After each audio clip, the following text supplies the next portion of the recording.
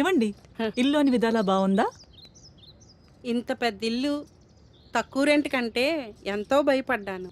మా ఆఫీసుకి దూరం అయ్యింది కానీ అన్నిటికీ చాలా బాగుంది. వాస్తు కూడా చాలా బాగుంది. ఇంతకు ముందు ఇక్కడ ఉన్నవాళ్ళు 3 నెలలకే సొంత ఇల్లు కొనుక్కుని వెళ్ళిపోయారు. అబ్బా, చెవులో పంచదార పోసినట్టుంది. నీ నోరు పుణ్యమాని అలా జరిగితే ఎంత బాగుంటుందో. పైసా ఆదాయం, క్షణం తీరిక లేని ఉద్యోగం మాయింది. ఆస్తులు తెచ్చుకోకపోయినా మా బావగారు పోతే వాళ్ళ అబ్బాయిని తీసుకొచ్చి నన్ను ఎత్తిన పెట్టారు. అమ్మో, టైం అయిపోయింది. అమ్మ, వాడొస్తే ఈ తాళం ఇస్తారా? అలాగే.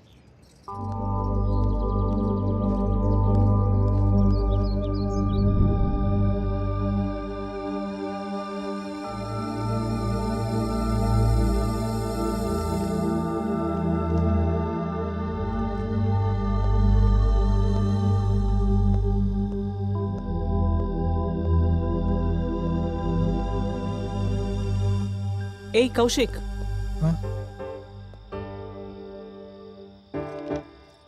మనిషి కూర్చునుంటే కనీసం పలకరించాలని కూడా అనిపించలేదా? అంటే చదువుకుంటున్నారు కదా అని పైకి వెళ్ళిపోతుంది. పైన తాళం వేసుంది, కీ నా దగ్గరుంది. దా.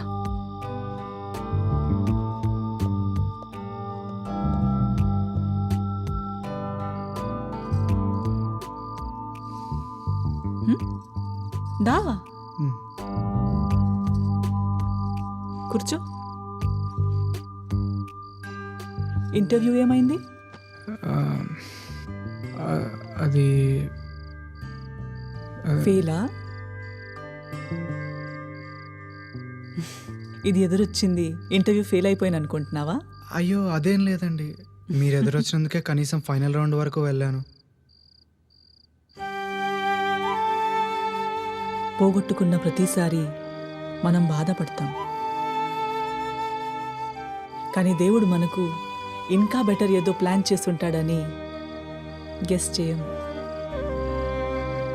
ఏమో, నీ టాలెంట్కి ఫ్యూచర్లో ఏదో ఇంకా బెటర్ ఆప్షన్ ఉందేమో. ట్రై చేస్తూ ఉండు.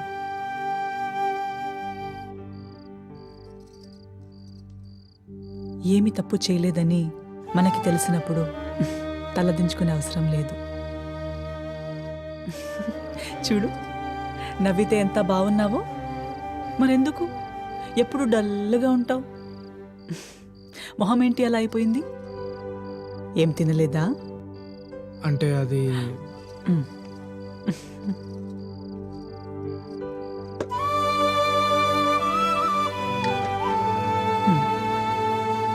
తీసుకో. తిండి దగ్గర మొహమాట పడకూడదు.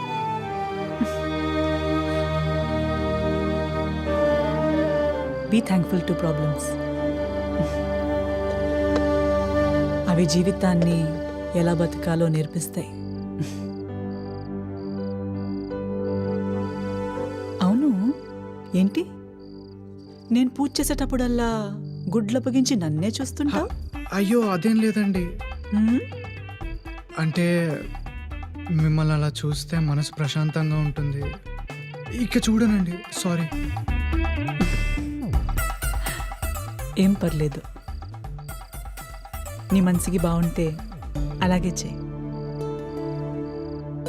నేను కూడా పరాయి వాళ్ళ ఇంట్లో ఇష్టం లేకుండా పెరిగిన దాన్నే. అనాథగా బతకడం ఆ అవమానం ఏంటో నాకు తెలుసు.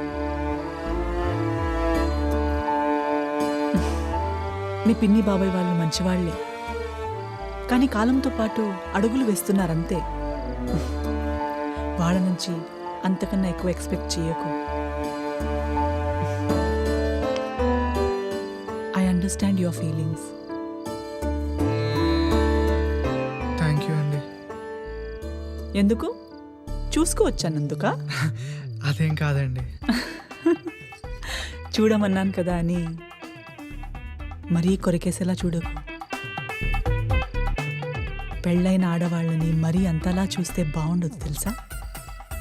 వెళ్ళు, బుద్ధిగా చదువుకో.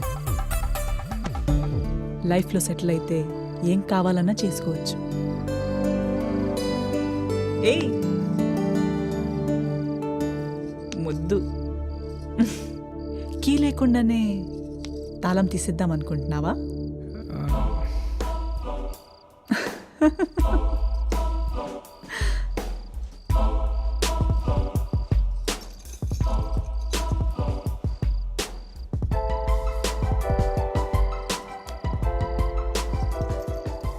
ప్రతి ప్రాబ్లంకి ఒక ఎగ్జాక్ట్ సొల్యూషన్ ఉంటుంది. ఆ కీ దొరికేస్తే లైఫ్ ఈజీ అనిపిస్తుంది.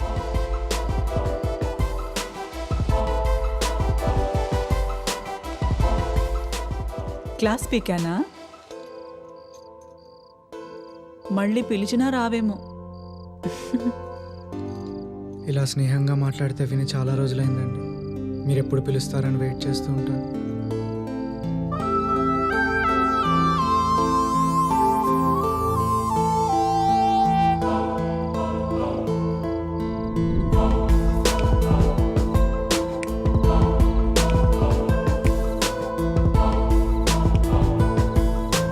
ఎన్ని రోజులని భరించాలి ఈ దరిద్రాన్ని? Once upon a time, there lived a పాపమే. snake charmer in మనం ఎంత తిట్టినా మన ఇంట్లోనే ఉంటున్నాడంటే మన అవసరం వాడికి ఉన్నట్టే కదా. అయినా వాడు రోజు ఇంటర్వ్యూకి వెళ్తున్నాడు కదా, ఏదో ఒకటి తగిలి త్వరలోనే ఏ వెళ్ళిపోతాడు. పని చెప్పినా సరిగా చేసి చావడు. వీడిని చూసి మన అబ్బాయి కూడా చెడిపోతాడు. తర్వాత నీ ఇష్టం. చెప్పాల్సింది నేను చెప్పాను.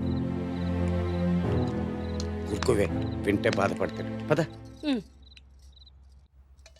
మీరు మీకు తెలిసిన వాళ్ళందరినీ బ్లడ్ డొనేషన్ అని తీసుకెళ్ళిపోతే వాళ్ళు ఏమనుకుంటారు? కౌశిక్, నిన్ను అడిగేగా తీసుకెళ్ళాను. అయినా 6 monthsకి ఒకసారి బ్లడ్ డొనేట్ చేయడం చాలా మంచిది. ఇంకొకరు ప్రాణం ఇచ్చిన వాళ్ళం అవుతాం. అవునండి, అన్నయ్య గారు చెప్పాకే నాకు చేయాలనిపించింది. సి మంచిదే గాని చూడు, నీ హెల్త్ కూడా నువ్వు చూసుకోవాలి కదా. ఎంత వీక్గా ఉన్నావు. తిను.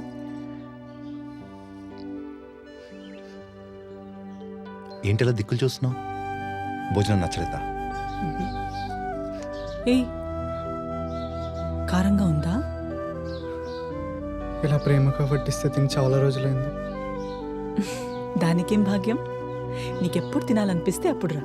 ఎప్పుడు కావాలంటే అప్పుడు భోజనం చేయొచ్చు. ఇక్కడే ఉండొచ్చు కూడా. ఏంటి, అయినా మనిషికి మనిషి సాయం చేయకపోతే ఇదంతా ఉండేందుకు? వైశ్యు, ఇలాంటి ప్రపంచంలో వీడు అసలు నెక్కుకు రాగలరంటావా? తప్పకుండా. He can definitely do something. నాకా నమ్మకం ఉంది.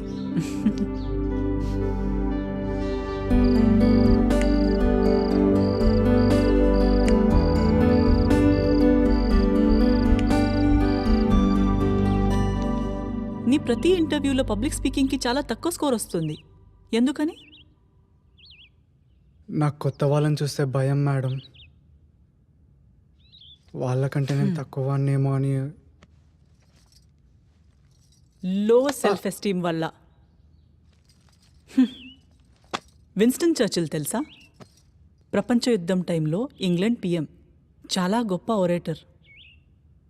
పబ్లిక్తో చాలా బాగా మాట్లాడేవారు. అతని టెక్నిక్ ఏంటో తెలుసా? అతను స్టేజ్ మీద మాట్లాడేటప్పుడు అక్కడున్న ఆడియన్స్ అందరినీ నగ్నంగా ఊహించుకునేవాడు. అందరూ తన ముందు వల్నరబుల్గా కనిపించేసరికి చాలా ధైర్యంగా మాట్లాడేవారు.